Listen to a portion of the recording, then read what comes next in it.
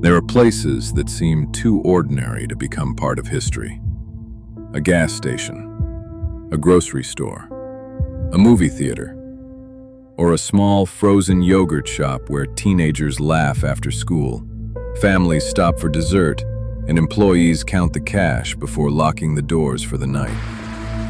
No one expects a place like that to become one of America's greatest unsolved mysteries. But on the night of December 6, 1990, something happened inside a frozen yogurt shop in Austin, Texas.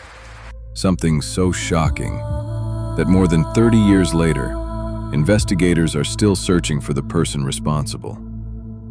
4 girls went to work that Friday evening. None of them knew it would be the last night of their lives. By sunrise, the building was on fire. The people inside would never go home. And the person who walked away from that scene has never been identified. This is the true story of the Austin Yogurt Shop murders, one of the darkest unsolved mysteries in American history. Austin, Texas was changing in the early 1990s. The city was growing fast. New businesses were opening. Neighborhoods were expanding. Families felt safe enough to let their teenagers work evening jobs. The yogurt shop, called I Can't Believe It's Yogurt, was one of those ordinary places. Bright lights, colorful walls, music playing softly through the speakers, children choosing toppings, parents laughing with their kids. Nothing about it suggested danger. It was the kind of place where people smiled without thinking. On Friday evenings, business was usually steady. Teenagers often stopped by after football games or shopping. Employees cleaned tables, served customers, counted receipts, and locked the doors before heading home. December 6th began exactly like that. Ordinary, predictable, forgettable. Except it would become unforgettable. Working that evening were 4 young girls: 17-year-old Amy Ayers, 13-year-old Sarah Harbison, 17-year-old Eliza Thomas, and 15-year-old Jennifer Harbison, Sarah's older sister. Each had different plans for the weekend. Christmas was only a few weeks away. School would soon be out. Families were decorating their homes. Presents were already hidden in closets. The girls talked about normal things: friends, school, holiday plans. Nothing suggested that someone else had completely different plans for that night. Customers came and went, orders were filled, frozen yogurt was served, receipts printed from the register. Outside, traffic continued moving along the streets of Austin. People drove home after dinner. Others went to movies. Parents tucked children into bed. Everything in the city felt completely normal. Sometime later that evening, the shop closed. The front doors were locked. The open sign went dark. Inside, the girls began their usual closing routine: cleaning machines, wiping tables, counting cash, preparing for another ordinary morning. Then, someone came to the door. Nobody knows exactly what happened next. Investigators have spent decades trying to reconstruct those missing minutes. Did the girls recognize whoever was outside? Did someone force the door open? Did the killer pretend to be a customer? Or did everything happen so quickly that nobody had time to react? Those questions remain unanswered. But one thing is certain: whoever entered that yogurt shop changed 4 families forever. Hours passed. The streets outside became quieter. Most of Austin slept peacefully. Then, shortly before midnight, people nearby noticed smoke. At first it looked small, just another building fire. Firefighters arrived expecting a routine emergency. They forced their way inside. The flames were intense. Smoke filled every room. Visibility was almost impossible. Their first priority was controlling the fire. Only after the flames were finally extinguished did they begin searching the building. What they found immediately told them this was not an accident. This was not an electrical fire. This was not faulty wiring. This was something far worse. The fire had been deliberately set. Someone had wanted to destroy what happened inside. Police secured the entire area before sunrise. Yellow tape surrounded the building. Detectives arrived. Crime scene photographers began documenting every inch of the shop. Fire investigators worked alongside homicide detectives. two completely different investigations had suddenly become one. Inside the burned building, they found all 4 girls. The entire city woke up to news that nobody could believe. A frozen yogurt shop, 4 teenage employees, a fire, and a crime so horrifying that even veteran investigators struggled to understand it. By morning, television crews had gathered outside. Parents across Austin stared at the news in silence. Some immediately called their own children. Others drove to schools simply to hold them. Fear spread quickly. If something like this could happen in a brightly lit business, in one of the safest parts of the city, where was anyone truly safe? Investigators began asking the first and most important question: why this yogurt shop? Nothing obvious had been stolen. There was no clear motive. No witnesses had come forward. No security cameras captured the killer. The fire had destroyed much of the physical evidence investigators desperately needed. It almost seemed as if someone had planned everything. And if that was true, who? For detectives, the first 24 hours were everything. Every minute that passed meant another chance for evidence to disappear. The fire had already done enormous damage. Heat had destroyed fingerprints. Smoke had covered surfaces. Water from the firefighters had washed away traces that might have identified whoever had been inside that building only hours earlier. Even so, investigators refused to believe the killer had left nothing behind. The yogurt shop became one of the largest crime scenes Austin had ever processed. Every piece of broken glass was collected. Every burned fragment was photographed. Every footprint outside the building was measured before rain or traffic could erase it forever. Detectives worked through the night without stopping. Then came the interviews. Hundreds of them. The first people questioned were family members, parents, friends, teachers, co-workers. Everyone was asked the same question. Did any of the girls seem frightened recently? Had anyone been bothering them? Did they mention someone suspicious? The answers were almost always the same. No. They were ordinary teenagers living ordinary lives. That answer only made the mystery worse, because crimes like this usually begin long before the night they happen. There are arguments, threats, obsessions. Someone notices unusual behavior. Someone remembers a warning. But here, there seemed to be nothing.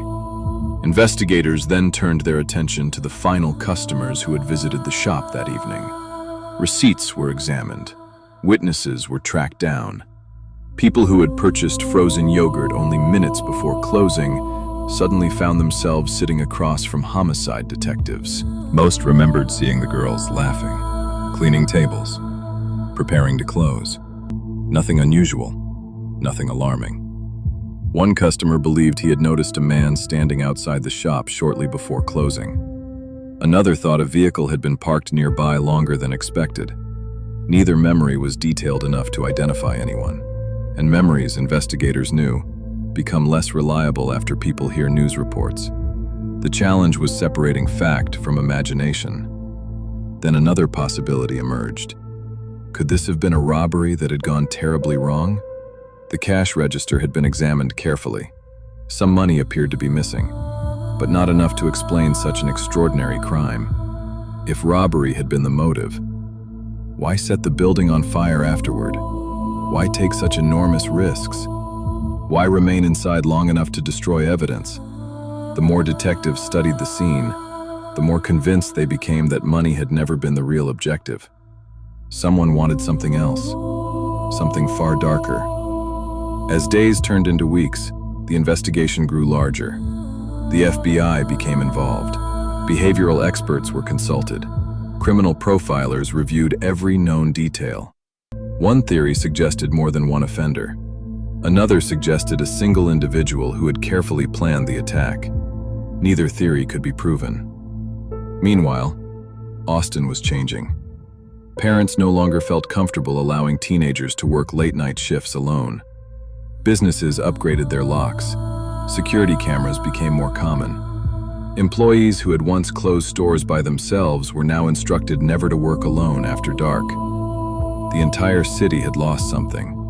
Not only 4 young lives, but also a sense of safety.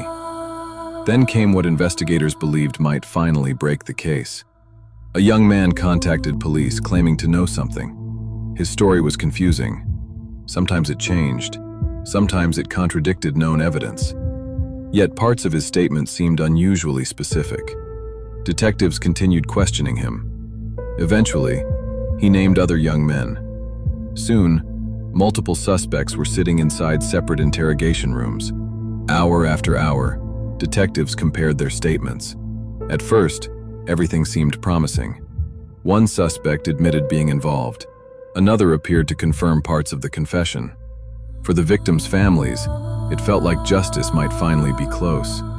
News stations reported major developments. People believed the mystery was nearly over. But then, everything began falling apart. The suspects started changing their stories. Details no longer matched. Some admitted detectives had fed them information during questioning. Others claimed they had confessed only after hours of pressure.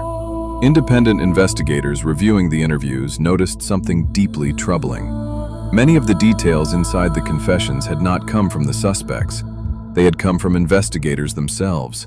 Little by little, the case against the young men collapsed. Years later, courts ruled that the confessions could not be trusted. Charges were eventually dismissed. The city was back where it had started. 4 victims, no killer, no answers. For the families, the disappointment was devastating. They had believed justice was only weeks away. Instead, they were forced to begin waiting all over again. Investigators returned to the evidence. Boxes of photographs, laboratory reports, physical evidence preserved since 1991. By now, DNA technology had advanced far beyond anything available when the crime occurred. Scientists hoped that tiny traces overlooked decades earlier might finally identify whoever had entered that yogurt shop. Evidence was sent back to laboratories. Modern testing examined items impossible to analyze in the early 1990s. Every improvement in forensic science brought renewed hope. Perhaps, the killer had unknowingly left behind the smallest piece of himself, a single hair, a microscopic skin cell, one forgotten trace, something that technology could finally reveal. But science is powerful only when evidence survives, and in this case, the fire had destroyed much more than a building. It had erased countless opportunities to solve the crime. Years passed, then decades. Every anniversary brought renewed media attention. Every documentary asked the same question: who walked into that yogurt shop that night? And how had they disappeared without leaving behind a name? More than 30 years have passed since the night the yogurt shop burned. But for the families of Amy, Sarah, Eliza, and Jennifer, time never truly moved forward. For most people, December 6, 1991, became a date in a history book, a famous unsolved crime, a mystery discussed in documentaries and news reports. But for the families, it was the last night they heard a voice, the last time they saw a smile, the last ordinary moment before their lives were permanently divided into 2 parts. Before that night and after it. Over the years, investigators followed countless leads. Some were serious, some disappeared quickly, some created more questions than answers. The case file continued growing. Thousands of pages, hundreds of interviews, names of possible suspects, tips from people who believed they knew something. But every path seemed to lead into darkness. And perhaps the most frustrating part of the case was this: the killer was not a ghost. This was not a mystery where someone vanished into another world. Someone had been there. Someone had entered that building. Someone had left the scene. A person with a face, a voice, a history. a person who continued living after that night. And that is what made the case so difficult to accept. Somewhere in America, there may have been someone who knew exactly what happened. Someone who carried that secret for years. In 2011, investigators announced that they were once again reviewing evidence using newer DNA technology. The announcement created hope. After 2 decades of waiting, families wondered if science might finally succeed where traditional investigation had failed. Could DNA reveal the identity of the person responsible? Could a tiny biological trace hidden for years finally answer the question everyone had been asking? But once again, the results were not the breakthrough everyone hoped for. The evidence was limited. The DNA results did not provide the clear identification investigators needed. The mystery remained. The years continued. The faces of the 4 girls became older only in photographs. Amy, Sarah, Eliza, Jennifer. They remained forever teenagers, forever frozen in the final chapter of their lives. But the story of the Austin yogurt shop murders was not only about the crime, it was also about the people they were before that night. They were daughters, sisters, friends, students. They had favorite songs, favorite foods, plans for the future. They had birthdays they never reached, places they never visited, dreams they never had the chance to complete. Sometimes, when a crime remains unsolved for decades, people begin focusing only on the mystery, the suspects, the evidence, the theories. But behind every unsolved case are real people whose lives mattered long before their names became connected to a tragedy. And that is something the families have never allowed the world to forget. Over the years, many theories have appeared. Some believe the killer was someone who knew the area well, someone familiar with the shop, someone who understood the routine. Others believe the crime was committed by strangers who happened to choose the wrong place at the wrong time. There have even been theories involving individuals who were never officially named as suspects. Some theories have been investigated more seriously than others. Some have faded away after investigators found no evidence connecting them to the crime. And some questions remain exactly where they were decades ago. Who entered the yogurt shop that night? Was it someone who had been watching the girls? Was it someone who knew their schedule? Or was it a completely random act of violence? The uncertainty is what continues to haunt this case.